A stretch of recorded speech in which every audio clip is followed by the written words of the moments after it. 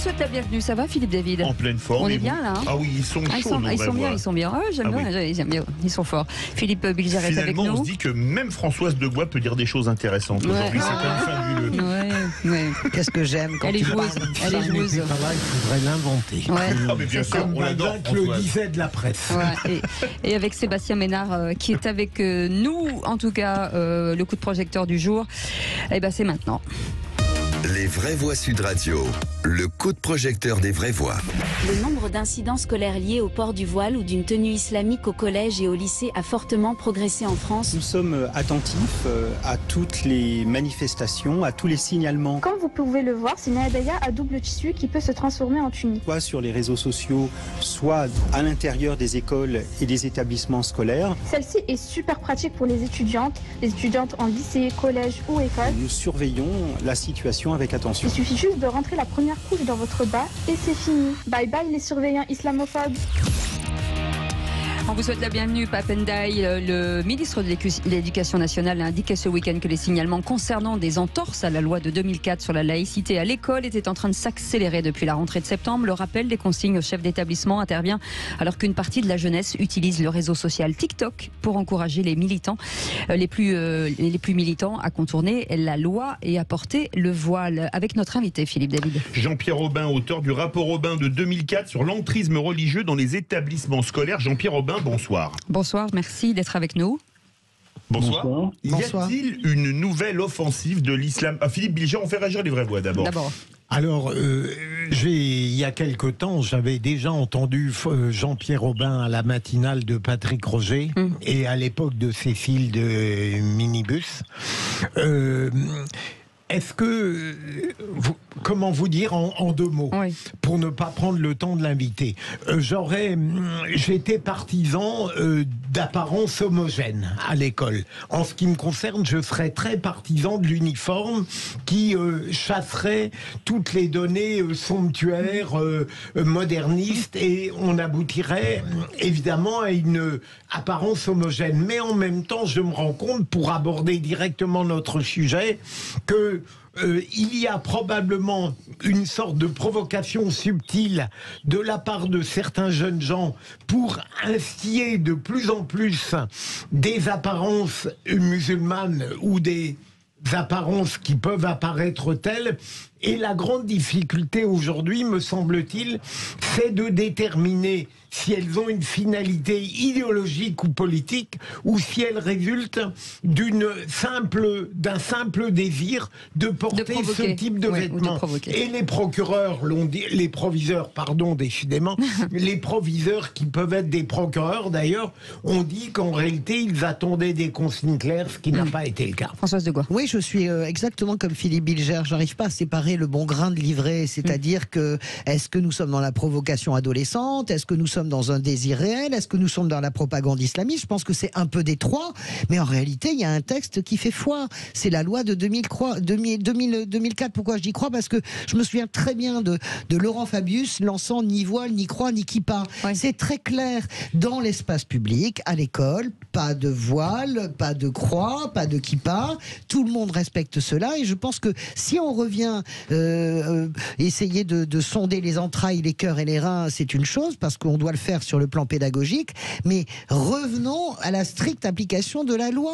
Je comprends très bien que les ados détournent tout par TikTok, etc., mais il faut revenir à l'application de la loi. Aucun signe religieux dans l'école, point. Sébastien Ménard. Alors je vais dire pas mieux, je vais dire on applique la loi, rien que la loi et toute la loi. La laïcité est dans la loi, la laïcité c'est la République, et la laïcité c'est une liberté. Il faut protéger cette liberté et la liberté de conscience, évidemment. Jean-Pierre Aubin, y a-t-il une nouvelle offensive de l'islamisme, de l'islam politique aujourd'hui en cette rentrée scolaire? Notamment, on peut imaginer que ces gamines de 14, 15, 16 ans qui ont des milliers de followers et qui font leurs vidéos voilées sont manipulées par derrière. Oui, c'est incontestable. On peut laisser de côté la fable de la provocation adolescente qu'on qu'on nous infuse depuis une vingtaine d'années. Non, il y a là véritablement une offensive politique. On peut reconnaître d'ailleurs dans les formes qu'elle prend la patte des frères musulmans, plutôt que des salafistes. Et je pense qu'il faudrait une réponse politique et pas là une simple réponse juridique. Sous la forme d'une note du secrétaire général du ministère. Ouais, la secrétaire d'État à la citoyenneté rappelle que le port déjà du voile et de l'abaya est interdit à l'école. Donc il y a une déclaration qui a été faite. Mais on a l'impression que dans toutes les tenues vestimentaires, on va devoir faire la liste de toutes les tenues. Et c'est ça qui devient compliqué. Non, mais on a le sentiment surtout, et je pense que Jean-Pierre Aubin est d'accord avec ça, que les proviseurs et les chefs d'établissement, mon père était proviseur, il a à une époque où il n'y avait pas ce genre de problème et d'entrée. Mais je pense qu'on les laisse complètement nager tout seuls en haute mer. Si Dieu, à un moment donné, on peut pas entendre la déclaration de Papendaï. Qu'est-ce que ça veut dire ? Il a réinventé l'eau tiède, oui. Et alors, and so what ? On laisse les proviseurs complètement nager tout seuls face aux problèmes. Oui, je crois, moi. Jean-Pierre Aubin, le problème, c'est on le voit, ce sont les réseaux sociaux. Aujourd'hui, c'est difficile de légiférer sur les réseaux sociaux, mais comment on peut faire, en fait ? Est-ce qu'on doit faire interdire des comptes ? Est-ce que le problème doit être juste géré à l'école, à l'entrée de l'école ? Est-ce qu'il faut un programme un peu plus large ?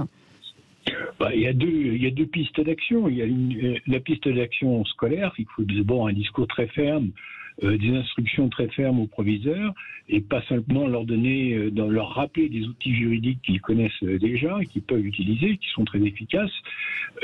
Donc là, on attend un discours du ministre sur cette question pour rappeler l'importance des valeurs de la République et d'éduquer aux valeurs de la République. Oui, mais est-ce que les proviseurs n'ont pas peur ? Il y a un changement de ligne politique là, qui me semble assez clair depuis Jean-Michel Blanquer.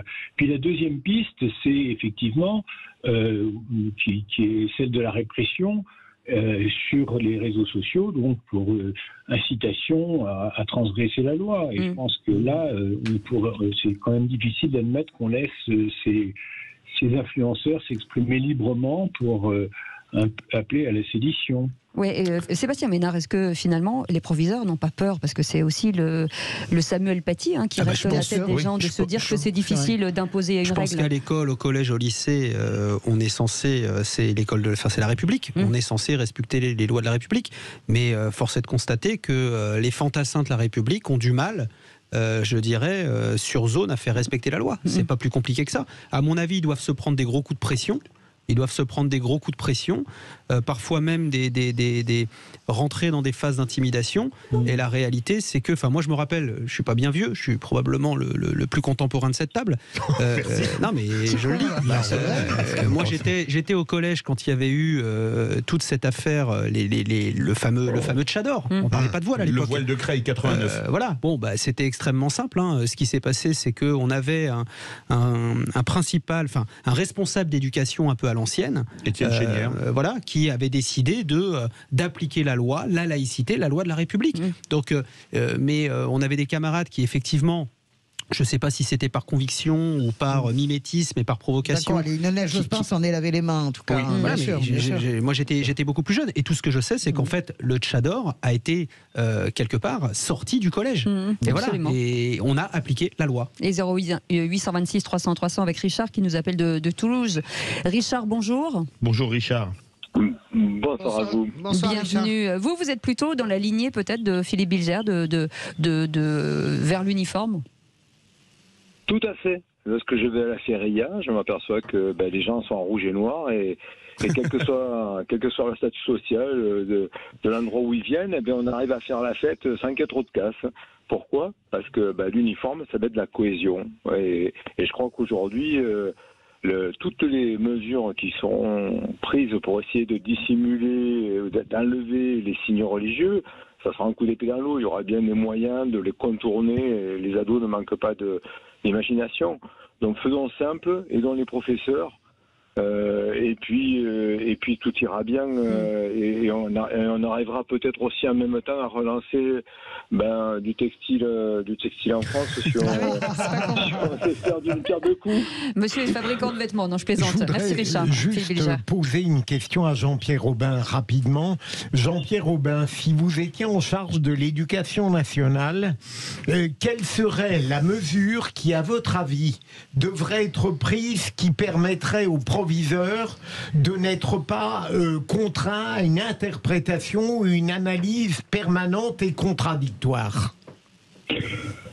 C'est difficile, mais je pense qu'il faudrait avoir d'une certaine manière d'autres proviseurs, c'est-à-dire avoir le courage de recruter des proviseurs sur des critères de lucidité et de courage, ce qui n'est pas le cas aujourd'hui. Et donc, on a des gens qui sont, pour certains, assez sensibles à l'intimidation, à la crainte, et qui sont comme d'autres, comme leurs supérieurs hiérarchiques d'ailleurs, un certain nombre d'entre eux, dans le pas de vague, c'est-à-dire dans faire le moins de bruit possible, mettre la poussière sous le tapis et attendre que les choses se règlent d'elles-mêmes. Voilà. Enfin, je pense que ce qui manque le plus dans l'éducation nationale, c'est du courage. Non, mais là, ce que vous dites, c'est un peu vache quand même pour l'ensemble des pots. D'abord parce que c'est un métier. Non, laissez-moi. Oui, mais bon, là, vous faites on dit les proviseurs sont lâches, il faut les recruter autrement. Moi, je suis assez choqué par vos propos. C'est très difficile d'être un professeur dans ces endroits-là. C'est très difficile d'être un proviseur dans ces endroits-là. Moi, je veux bien qu'on tape sur les proviseurs. Dans l'affaire Samuel Paty, le rectorat. Tout le monde a fait camembert, hein. Donc quand vous sentez que votre hiérarchie vous suit pas, vous faites quoi? C'est exactement ce que je dis. Mais oui, mais c'est pas un manque de courage, ça. C'est pas sympa pour les proviseurs. Vous n'êtes pas la vérité incarnée. C'est pas sympa pour les recteurs non plus. Mais non, mais vous n'êtes pas la vérité incarnée qui décrète et qui va décréter que celui-là est courageux et pas au moment du concours du recrutement. Mais moi, j'ai une question à vous poser par rapport à Richard. Est-ce que vous pensez, je suis comme Philippe Bilger, chevènementiste dans ma jeunesse, je suis comme Philippe Bilger, adepte comme Sébastien d'ailleurs. De l'uniforme. Est-ce que vous pensez que ça c'est un gadget ou c'est quelque chose de profond en fait? Ça réglerait beaucoup de problèmes. Je ne suis pas sûr du tout que ça règle des problèmes, mais ça me semble peu réaliste aujourd'hui dans le contexte de la société française. Pourquoi? C'est intéressant. Pourquoi? À cause de l'individualisme et de la majorité des parents, quand même, qui ne sont pas pour une telle mesure. Je pense qu'il y aurait une vague de refus de ce genre de mesure, de l'uniformité, alors que toute la société va vers l'individualisation. Oui, merci beaucoup en tout cas Jean-Pierre Aubin d'avoir été avec nous, auteur de ce rapport Aubin en 2004 sur l'entrisme religieux dans les établissements scolaires. Merci d'avoir été avec nous. Et merci à Richard aussi, notre auditeur de Toulouse, qui supporte un très bon club de rugby d'ailleurs, en rouge et noir. On se demande bien pourquoi vous dites ça. Tiens. Moi aussi je suis en rouge et noir, mais RCT, vous voyez, de l'autre côté. J'ai amateur. Parce que le rouge, parce que le noir, parce que le rouge, parce que pilou. Et vous savez pourquoi je suis en rouge et noir, moi? Parce que je suis aux couleurs de ceux de radio. Voilà, allez, c'est réglé. Restez avec nous, on revient dans un instant avec le quiz de l'actu. Bienvenue sur Sud Radio, on est ensemble jusqu'à 20h.